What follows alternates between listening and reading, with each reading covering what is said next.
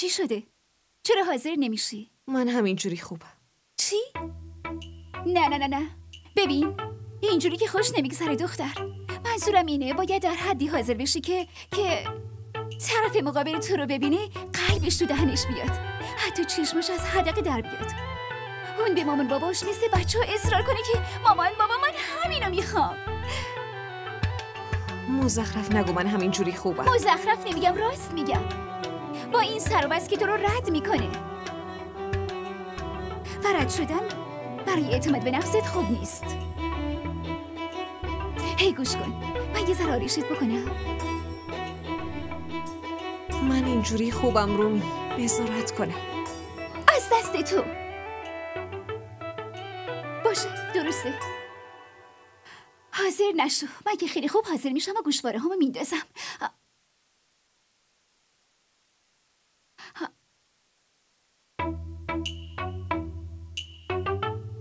هنو قسم میخورم که مثل برج زهرمار شدی.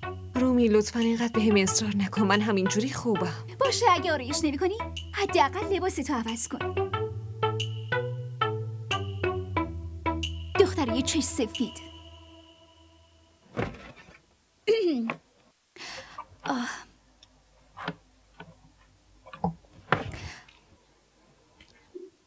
آره، زود باش، اینو بپوش. پاشو خواهر عزیزم، هیچی نمیشه، هیچی. برو دیگه، آفرین، بپوش. برو بپوش دیگه. خوش اومدید، بفرمایید بشینید. بشین پسرم، بشین. خب آقا ویز، زندگی چطور پیش میره؟ الحمدلله، خدا را شکر خوبه. زمان خیلی زود میگذره، اصلا نمیفهمی. آره والا. بچه‌ام زود بزرگ شدن. آره والا.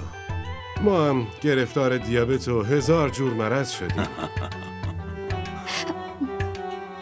ببین، اینجا یه مشکل خیلی بزرگه. چی شده؟ دختر، نه این تیپ بشیریه و نه تیپ رایانی. این آدم یه چیزی بین این دوتاست. ها؟ نه خیلی آدم باحاله و نه اونقدرام. منظورمو گرفتی؟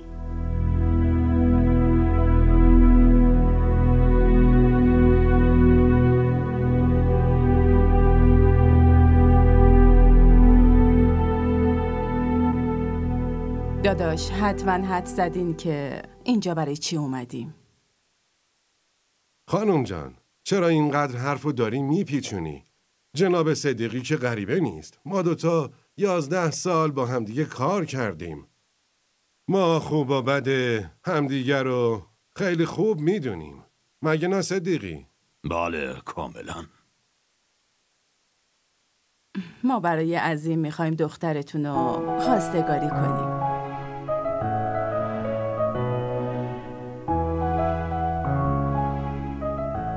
ولی ببین صدیقی، جواب نه نمیخوام بشنوم. خیلی خیلی ممنونم از شما، اما من 2 تا دختر دارم که هر 2 تاشون جمع بختن. شما از کی دارین حرف میزنین؟ ماشاءالله که هر 2 تا دخترتون خیلی خوبن، اما ما میخوایم که حنا دخترتون عروسمون بشه.